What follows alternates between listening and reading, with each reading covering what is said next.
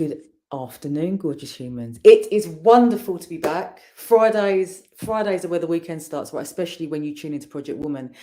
Now, unfortunately, I do not have my co-pilot Faye Reid here with me today, but I've got an awesome woman joining me, Ruth Ramsay, who I met through goodness, Ruth. It was through networking, through a networking community called Found and Flourish. And I've had the honor of talking with Ruth on many occasions and listening to her words of wisdom. Ruth is an adult sex educator and coach. She helps people of all genders understand who they are sexually, how their bodies and minds work, what they need in bed, and how to communicate that. Her coaching style is shame-free and pleasure-led. Bring on the pleasure-led. That is what I say, Ruth. More pleasure. I mean, just reading that, when it was to find out what you like in bed, my little one of my inner voices went, oh, we can't talk about that in public, can we? Yes, we can. Absolutely. Yes, we can. So let's do that. So tell us a bit about you, love. Why sex? What got you here? Well, it's just an area of life that I've always felt comfortable in, even when I felt challenged in other areas, and that I've felt very, very much led to explore and share. So it manifested first of all in me ditching a career in fashion journalism to go and become a striptease artist, which was a fantasy that I'd had since I'd been quite a young girl. And yeah, in my mid-20s, I had at the start of a glittering fashion journalism career, I had the opportunity to do striptease classes and went and did them. And then that led to me actually becoming a striptease artist. And for 14 years, I stripped, I modelled, I ran events. I became very involved in activism around the sex industry and around the rights of people who are denied erotic recognition, particularly people with physical disabilities. And I did all sorts of stuff for that time. Then came out of it because I met and fell in love with someone to be with whom meant leaving the city, leaving the stage, just for practical reasons, moving to a tiny little village and becoming a stepmom. So I had these years out that were not what I had foreseen in my life. But then once my stepkids were going off to uni and old enough to know stepmom used to be a stripper and this kind of thing, I allowed myself to feel just how much I was almost running on autopilot. I wanted to be back in the erotic world, basically, and wasn't sure quite how to at that point in my early 40s in a tiny little village in the middle of nowhere.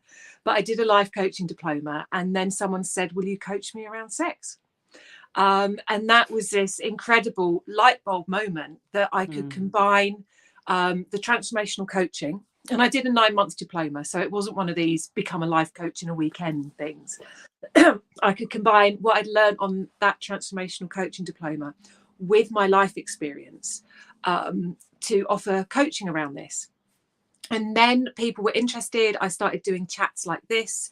And people started asking me, what is this truly about? You know, what's your life purpose with this? I realized, thinking about that question, that it is the promotion of sexual energy as a force for good. So I feel that when I was doing striptease, that's what I was doing.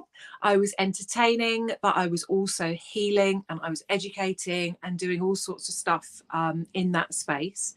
And now as a coach, it's all about helping people to get rid of the shame around sex, be able to talk about it, and recognize that it can and should be this, as I say, this incredible wellness tool and force for good in our lives. So that's how I've got here. You said earlier on, just a moment ago, that it was a fantasy of yours from a young girl. But what made you go to do the PR instead of going straight towards the striptease and the What made erotic me side? Journalism, sorry. Yeah, what made you go to the journalism? Well, in my teens, I was the bullied loner who never ever had a boyfriend. I wanted a boyfriend so much from when I was about 8 or 9. Never had one all through school. I wasn't kissed until I was almost 18. And if you told me when I was like 14, 15, you can actually become a striptease artist, I just wouldn't have believed you. And also, when you're having career chats at school, you don't exactly say, oh, my fantasy. My fantasy was to become a stripper and marry a rock star and have tattoos instead of wedding rings. That's what I wanted. Well, I would have passed you straight away. Go forth. Yeah. But no, I didn't tell anyone, you know. I never told anyone. I thought it was just this thing that would always remain a fantasy. But my other love was writing. So I was born in 75. And I was subscribing to Marie Claire magazine from the late 80s. And I don't know if you or anyone watching this remembers, at that time, it was an incredibly powerful magazine, Marie Claire. Amazing journalism. It won the Amnesty Press Award. I don't know how many years in a row, but it kept winning the Amnesty Press Award. It was very, very hard-hitting journalism around women's issues. They didn't shy away from sex as an issue, and from looking at sex in a very broad sense. It wasn't Cosmopolitan magazine style sex tips. They would look at sexual rights of women in China, for example, all this kind of fascinating stuff. And I absolutely loved writing, and I still do. So feeling that I couldn't go and become a striptease artist, the other thing that I wanted to do was write. So I did a journalism degree. I'll also add that I was pushed very hard academically. I wasn't from an academic family, and to have the opportunity to actually go and do a degree was quite incredible and very exciting for the whole family. So I was pushed hard academically. I managed to get a place on what was at the time the most competitive and the best journalism degree in the country at London College of Printing. And so that's what I did. And then from there, initially went into financial journalism because you just took the first job you could get. And then from there, managed to get an opportunity to go into fashion business journalism, which was interesting, and beauty journalism as well, which I loved. And that's where it looked like my career path was going to go. So I'm 47 now. If you'd asked me when I was, say, 23, 24, where would you like to be when you're 47? I would have said deputy editor or editor of Marie Claire. That's kind of where that journalism path was going. But as I say, I saw an advert for London School of Striptease, which at the time was brand new. This is like 2001. And it was, striptease lessons. We hear about them now. If you want to do striptease or burlesque or anything online, you just go into Google and there'll be stuff. But at this point, 2001, it was unheard of. But I was doing some fitness classes at a studio on Oxford Street in London. And I was there one day and saw a poster up, a flyer up on the notice board, London School of Striptease, new classes. So I thought, well, let's just go and explore this fantasy. At the time, I was shy physically. I wouldn't get changed in a communal changing room in women's clothes shops. I would queue for the cubicle. I didn't like taking my clothes off in front of anyone.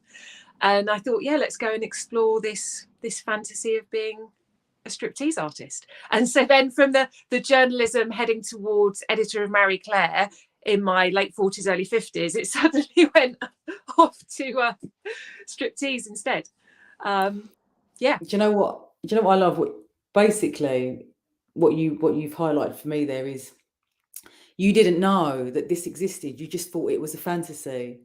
And how, when we don't believe something is true, we will fall into the groove of what is already there, and we will find our groove, even if it's not our own. I remember my mum and stepdad having the Madonna sex book, and it was a secret that I knew about because I used to go through my mum and stepdad's stuff, as you did as a kid. Of course. And I remember when they was often ever, and I would look through this book and I would think, wow, what is she doing? like, this is amazing. Like, the picture, she looks so powerful. And then I got caught with the book and I got told off. And immediately there was this shame that set in around what that signified. A woman being naked in her power, flaunting herself in the most provocative pictures was a bad thing. Which brings me on to this, our topic that we discussed offline, which is the shame around sex. I mean, are us Brits really that timid in the bedroom, or are we just making believe and we're not letting on exactly what's going on? What's happening, Ruth, under the bed sheets? Well, obviously I'm not in the bedroom with everyone in the UK. Just making that clear. Just making that clear. When I say I'm a sex coach, actually, something that's quite funny, a lot of people have only heard the term coach in the context of sports, football coach, tennis coach, or whatever. And I say I'm a sex coach, and like you see all this stuff go across. Like, so are you like in the bedroom with your clients, like telling them what to do? Like, no. Ready, steady, go. Yeah, left a bit, right a bit. No, there's surveys that go around about what are people getting up to in the bedrooms, but they're not exactly scientific. So I mean, people I speak to are up for having help. So they are in a certain mindset already. But from what I see, there's a disconnect between what people are doing and what people want to be doing. People want to be having more playful, more adventurous, more kinky sex lives typically than they are actually having. That's what I see among my UK-based clients.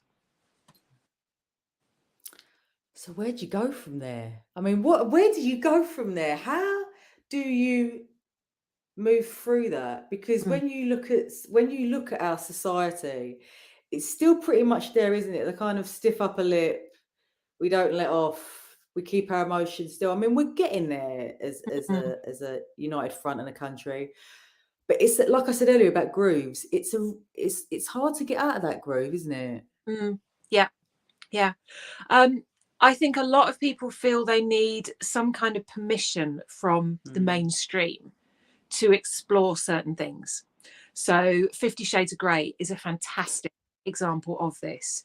So whether you love or hate the books or the films, whether you feel they drastically misrepresent the BDSM and kink community or not, it cannot be denied that it made kink play something that it was acceptable to talk about wanting. And you know, since then, I don't know how long it was before the range of 50 Shades of Grey accessories went into Anne Summers, but you know, you can now go into a high street sex shop and buy nicely packaged BDSM equipment basically because of that film.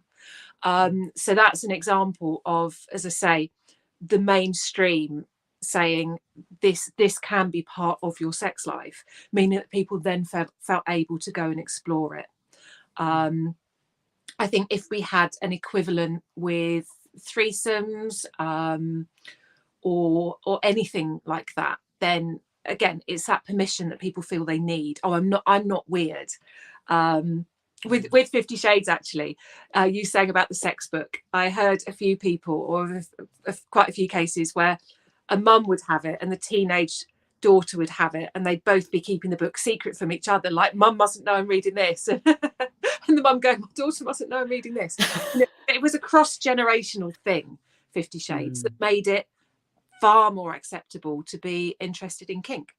So yeah, the more we're seeing in the mainstream, the more people will feel that they have permission to explore those. And when we talk about exploration, who do you find more responsive to it? Is it women or men? Who's looking for who needs more permission, women or men? I would say women need more permission simply to want sex and to put themselves forward as like fully engaged agents in that scenario who can say what they want, what they don't want, when they want something different, a new thing that they want to try. Whereas what I see with men is that they feel very strongly they need to fit what they've been told by mainstream culture a sexual, heterosexual man should be like. Are you familiar with a concept called the erotic blueprints? No, tell me more. Okay, so the blueprints were put together several years ago, initially by a sexologist in the US called Jaya, Jaiya. She's becoming more famous because she was on Sex, Love, Goop, the fantastic series on Netflix that came out last year. And she proposes that we have 5 blueprints, that there are 5 blueprints, sorry, that each have their strong side and their shadow side, and that each of us will have one dominant blueprint, or maybe 1 to 2 dominant blueprints. And there's a quiz that initially was paper-based. It's now online that you can do. She's had, I think, nearly 100,000 people do the online quiz. And the 5 blueprints are sensual, so very turned on by scent, visual, sound, etc., etc. Energetic, and the best description for this one is more turned on by the anticipation of a kiss than by the kiss actually landing. There's the kinky blueprint, which isn't quite how it sounds. Kinky is about getting turned on by things that you consider taboo. So for one person, that might be anything outside of missionary position. For another person, that could be what we think of as kink, whips, chains, etc., etc. So where are we? Sensual, yeah, energetic, kinky, sexual. The sexual blueprint is turned on by genitals, intercourse, orgasms, naked bodies, that kind of stuff. And then the last blueprint is the shapeshifter, which can move between all of those. And heterosexual men in Western culture are told that they have to match the sexual blueprint. They have to like tits and legs. They have to want penetration. They have to be turned on by porn. They must be up for it all the time. Whereas actually what Jaya's research shows, where she's collecting all of the online, you do it anonymously, and you get your results, but her algorithm or whatever is collecting all the results as well, is that there's a pretty equal split through the genders of these different blueprints. So of the 5, men are being told you must be like this. And what they need, and what they explore generally through coaching, is the permission to be other than that. To say, actually, I want a bedroom with silks and scented candles and things. That's what's going to work for me. Or I need to take things really slowly. Or I need to be teased. All these things that we associate with female sexuality, that men feel that they're not a real man if they want all of that stuff. So for men, it's broadening beyond the stereotypical heterosexual male sexuality. For women, it's feeling that they can ask for and explore anything to do with sex, really. I mean, that's an eye-opener, isn't it? But I'll just share as another example of that. One of my first ever one-to-one coaching clients, she described her male partner. I said, tell me about your partner. And she said, oh, he's a typical Western male, pretty basic, you know. And I use that as a quote on my Instagram. I gave her the blueprints exercise, with full credit to Jaya, to do as homework. And in our next session, I said, how did that go? And she said, Ruth, it wasn't my results that were mind-blowing. I got my partner to do them. And he is fully the sensual blueprint. He was trying to live as the sexual blueprint. And because that's what he was told he should be. And this is a couple who are American. And I think it's an even stronger blueprint there. You must be like this to be a real man. And she was like, I've got no idea. And what I said, she recalled what she said. I said he was pretty basic, and it turns out he's not at all. So yeah, it can be mind blowing. Just one simple exercise. It just that just makes it because we are uncovering so much of the status quo, aren't we? Which is just, it's like a concrete prism. When you look at what you should be, and some of the time, well, not, it's like 99% of the time, people don't even realize it. They think that that's actually what they are, isn't it? Until they have this kind of opportunity to say, oh, that's not what I am at all. So how does that impact the rest of my life?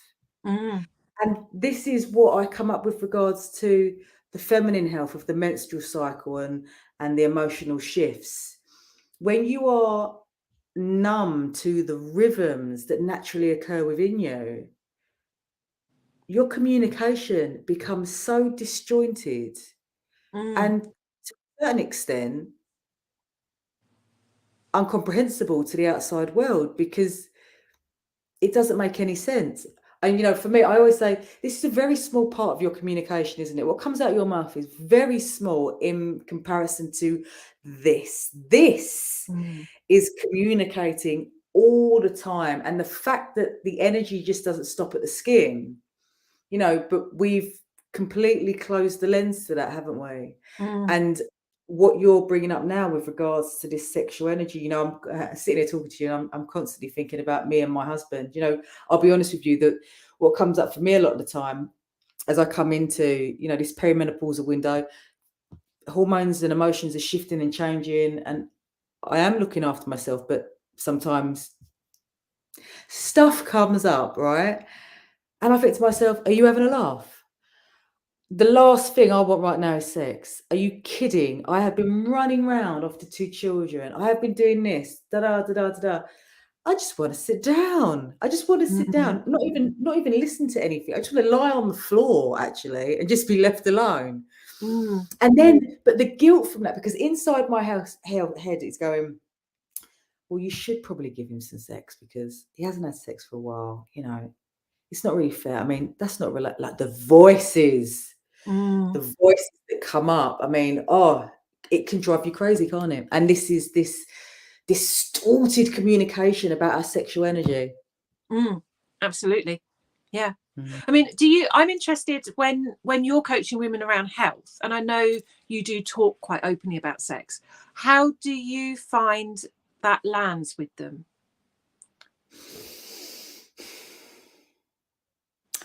I do get a lot of, I get a lot of silence. And there is this, it's almost like an internalization, you know, with regards to if I am confronting something, you know, and you have to tread where this person is willing to go. Otherwise, it's just not going to go anywhere, is it?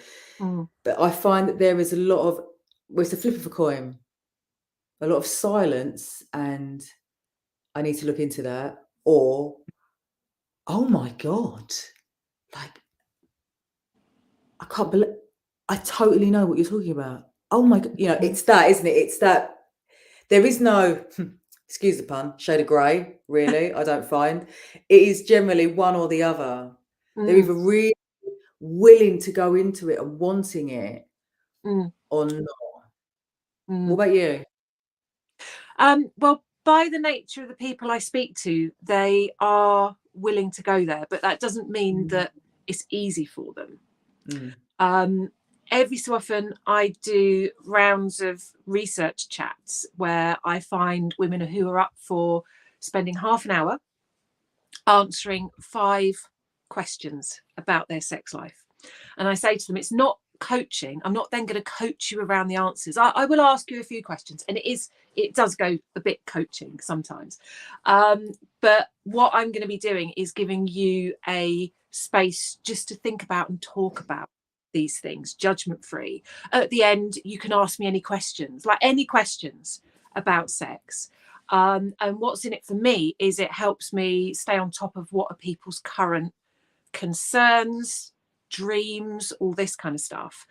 And I put that out on networking communities I'm part of and things like that.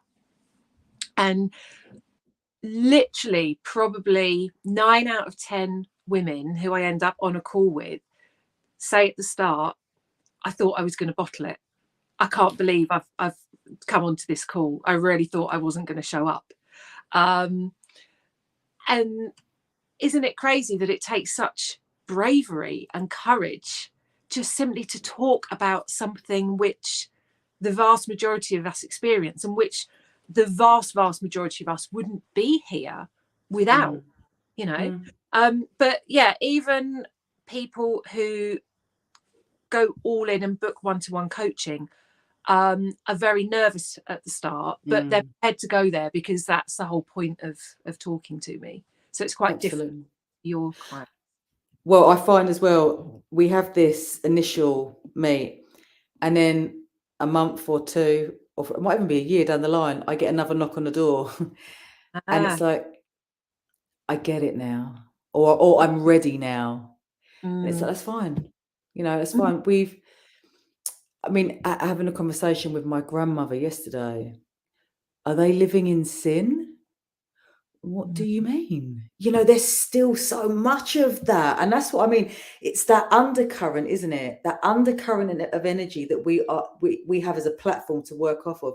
And even though you shrug it off, it's still kind of there, indoctrinated into the psyche. You know, I'm not religious, but when I was younger, I went to a Church of England school. It was very much, you know, the afternoon hymn sessions was all about God. We learned about sins and whatnot, and so that does stay there, doesn't it? Do you find religion impacts your work a lot, Ruth? Yes. I don't want to give a proportion. Maybe let me say half. Maybe half of the women I speak to who have sought me out for, at the very least, a discovery call, even if they don't actually go on to coaching, or just want to have a one-off chat about something, etc., have come from a Catholic school background. Now, there are a couple of coaches out there, sex coaches, who specifically sex coaches and sex therapists, if there's big trauma from that, who specifically deal with clients from that kind of background, because I don't want to say lessons, because lessons should be something positive. The stuff that they have been taught has just had such a huge impact, not only on their access to sexual pleasure, but on their health and well-being overall. And a big one is vaginismus. I've spoken to several women from Catholic school backgrounds who have said, oh, well, I've never really enjoyed sex, and most of the time I can't have it. And they have thought that it's so that clamping shut of the vaginal muscles is vaginismus. Almost impossible, or almost impossible, and very painful to attempt penetration. They don't even know that's a medical thing. So I'll listen and I'll ask some questions, and I'll say, okay, so I am not a medical specialist, but everything you've just told me suggests you've got a condition called vaginismus. Have you heard of that? And they'll go, no. And I will point them first of all to the NHS website.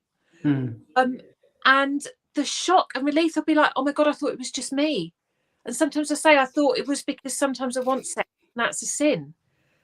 And they haven't sought help because they've thought, as I say, it's just them, and it's because it's a sin. You know, and I'm like, all they needed to, if they had just simply been able to go on Google or to ask some basic health advice, and they would have realised this is a medical condition which sadly is quite common, but that does have a treatment protocol. And sometimes these are women in their 30s, 40s. And I think that kind of upbringing can not only stop sexual pleasure, but stop us learning about our bodies such that we can take care of those bodies. But as I say, there are a couple of coaches who deal specifically with that. I'm fortunate enough not to come from a faith background which restricted my ability to access my own pleasure.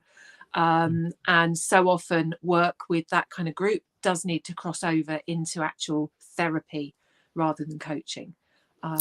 Oh, Ruth, do you know what you just said there about these women not having access to not only pleasure but their feminine health?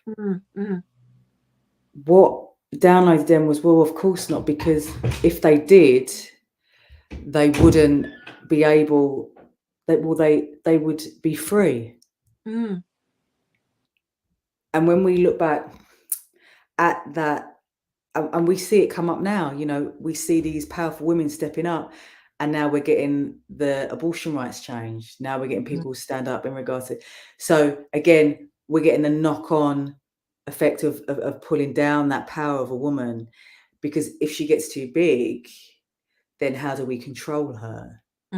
And I come back to what you said at the start, the fantasy of not knowing what is true, what is a reality, what is out there for me, what can I receive? That just went through my body, believing that I am at fault for something, that actually, if we looked into this and these women were pleasured and they felt able to receive that pleasure, that maybe this wouldn't happen. Oh, that honestly, that just goes into my heart and my gut. And I think there are so many women out there. And again, it's when I talk about the menstrual cycle and the beautiful opportunities that it offers, when so many women say to me, but it's an inconvenience. What do I need to have a period for? Oh, for goodness sake, like why? Well, let's look at what's going on every month for you. And we see these amazing self-sabotaging rituals that occur every single month. How would you feel if that didn't happen? Oh, well, it would change my life. Right, here we go. That's what your period's going to do for you. It's going to change your life. Your sexual energy is going to elevate your life. Isn't that what life is all about? Absolutely. Yeah. Oh, Ruth, do you know what? I think I'm going to get off here and go and masturbate. Thanks, Ruth.